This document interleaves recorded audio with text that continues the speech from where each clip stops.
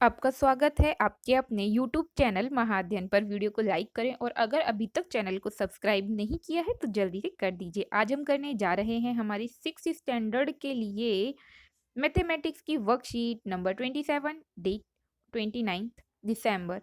हम आज ज्योमेट्री के बारे में जानेंगे। वैसे तो आपने ज्योमेट्री बॉक्स देखा भी होगा, आपके पास होगा भी और आप ज़्यादातर के बारे में जानते भी होंगे, लेकिन आज हम डिटेल में देखेंगे कि ज्योमेट्री बॉक्स के अंदर जो भी चीज़ें हैं, जो भी फिगर्स हैं, उनका यूज़ कैसे किया जाता है और उनके नेम्स क्या-क्या हैं, किसे क्या कहते हैं। तो जो पहला फिगर है, इसे तो आप जानते ही हैं, इसे हम स्केल भी बोलते हैं, रूलर भी बोलते हैं और कई बार फुट्टा भी बोल देते हैं। तो ये जो फिगर है, इसमें वन साइड होती है इंचेस और सेकंड साइड इसमें होती है सेंटीमीटर्स।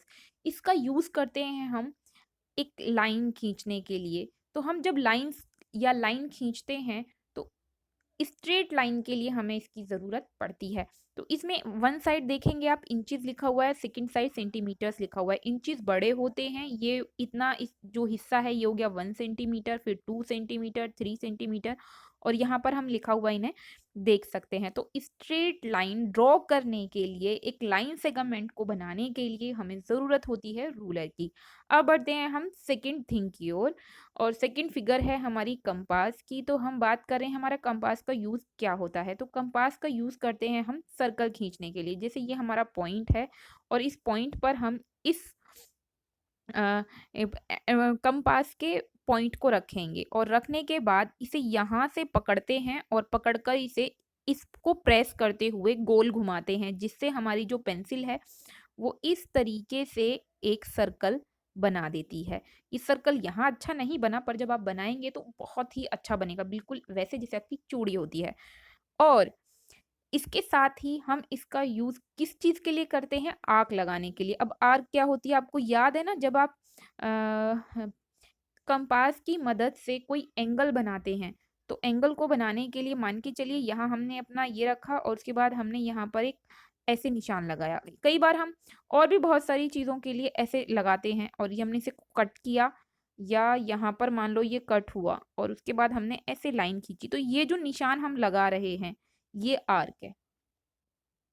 आप समझ गए होंगे कि हमारे कंपास का यूज़ क्या-क्या है। तो 2 यूज़ हमने अभी फ़िलहाल कंपास के पढ़ लिए हैं। अब बढ़ते हैं हम इसके नेक्स्ट अ, पार्ट की तरफ हमारी वर्कशीट के। तो सामने है डिवाइडर, इसे बोलते हैं डिवाइडर। इसका यूज़ क्या होता है? इसका यूज़ होता है हमारे पास अगर 2 थिंग हैं और थिंग भी नहीं, मान के चलिए कि हमारे पास ऐसे लेंथ हैं जिनको हमें मेज़र करना है और हमें पता लगाना है कि ये दोनों इक्वल हैं या नहीं हैं, कितनी छोटी-बड़ी हैं और कौन इसमें से बिग है, कौन स्मॉल है। तो तब हम यूज़ करते हैं हमारे डिवाइडर का। एग्ज़ाम्पल के लिए ये हमने 2 लाइन सेगमेंट लिए।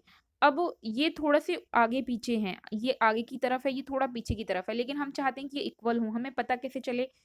तो और कितना आगे का हिस्सा हम हटा दें कि दोनों इक्वल हो जाएँ। तो ये डिवाइडर का एक जो के पॉइंट्स हैं, इससे हमने इसको मेज़र किया। इसको खोला जितना ये लाइन सेगमेंट है और फिर दूसरे लाइन सेगमेंट पे रखकर हमने चेक कर लिया। हमने देखा कि ये जो बाकी का हिस्सा है ये ज़्यादा है, तो हम उसको हटा सकते हैं। इस तरीके से हम डिवाइडर का यूज़ करते हैं या ज़्यादा करना हो, बढ़ाना हो तो बढ़ा भी सकते हैं। अब बढ़ते हैं सेट स्क्वायर की तरफ कि सेट स्क्वायर से हम क्या करते हैं। तो सेट स्क्वायर का यूज़ हम करते हैं कुछ अ, खास चीज़ों को ड्रॉ करने के लिए। जैसे कि मानकर चलिए हमें परपेंडिकुलर लाइन्स खींचनी है, पैरेलल लाइन्स खींचनी है, ठीक। अब जैसे मान के चलो ये है आपके पास एक ट्रायंगल। अब आपको इस पॉइंट से यहाँ पर 90 डिग्री का एंगल बनाना है। तो 90 डिग्री का एंगल आप बनाएँगे तो यहाँ से बनाएँगे। अब आपको कैसे पता चलेगा कि वो यहाँ आ रहा है कि यहाँ आ रहा है या यहाँ आ रहा है? लेकिन आपको तो यहाँ चाहिए। तो अब ये प्रॉब्लम कैसे सॉल्व होगी? तो ये प्रॉब्लम सॉल्व करने के लिए ही है हमारे पास सेट स्क्वायर। इस सेट स्क्वायर से हम हमारी इस प्रॉब्लम को सॉल्व कर सकते हैं। कैसे करते हैं? वो मैं आपको बताती हूँ। हमें हमारे सेट स्क्वायर में ये वाला जो हिस्सा है, ये वाला सेट स्क्वायर लिया, इसे यहाँ सेट किया और ये जो हिस्सा है, यहाँ पे होता है 90 डिग्री का एंगल। तो उसे हम इस तरीके से सेट करेंगे कि ये वाला जो पॉइंट है वो बिल्कुल इसके पॉइंट पर आ जाए और फिर हम इसे सीधा खींच सकते हैं और ये बन गया हमारा 90 डिग्री का एंगल। तो इस तरीके से हमारी प्रॉब्लम होती है।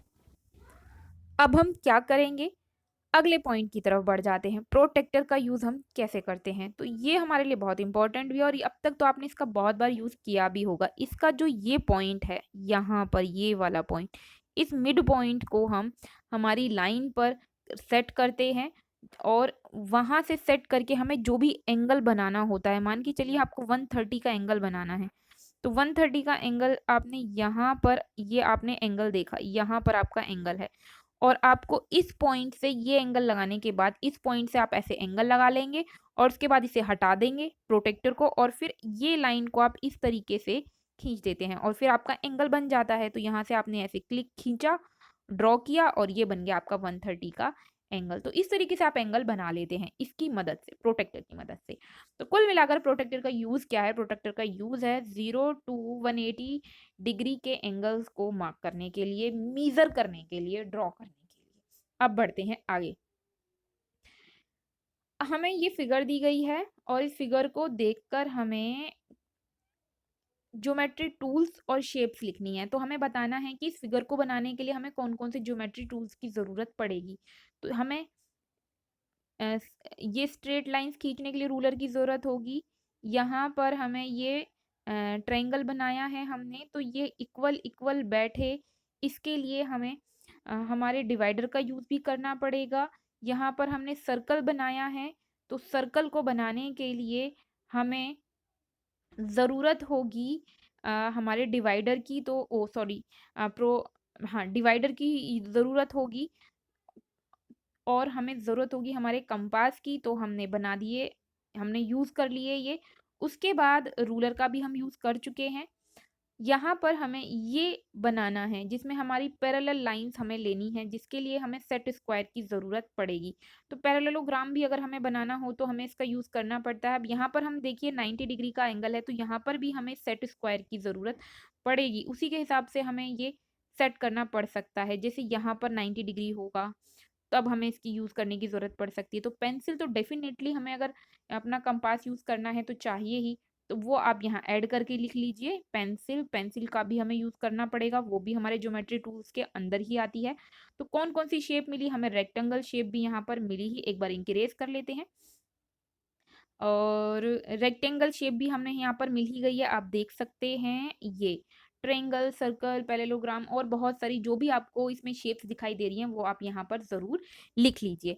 तो मेरी तरफ से आपके लिए ये सभी नाम लिख दिए गए हैं। तो मेरे प्यारे विद्यार्थियों, मैं उम्मीद करती हूँ इस वीडियो की मदद से आपको आपकी वर्कशीट और होमवर्क दोनों करने में आसानी हुई होगी और वर्कशीट समझ में भी आ गई होगी। अगर आप चाहते हैं महाअध्ययन इसी तरह आपके लिए वीडियोस लाता रहे, तो ज़रूरी है महाअध्ययन चैनल चलता रहे, उसके लिए ज़रूरी है आपके लाइक्स, शेयर्स, कमेंट्स और लगातार चैनल को सब्सक्राइबर्स का मिलना। तो फटाफट से वीडियो को लाइक कर दीजिए, वीडियो कैसी लगी कमेंट बॉक्स में ज़रूर लिखें और अगर आपने अभी तक चैनल को सब्सक्राइब नहीं किया है तो जल्दी से आप अपने इस चैनल को सब्सक्राइब कर दीजिए।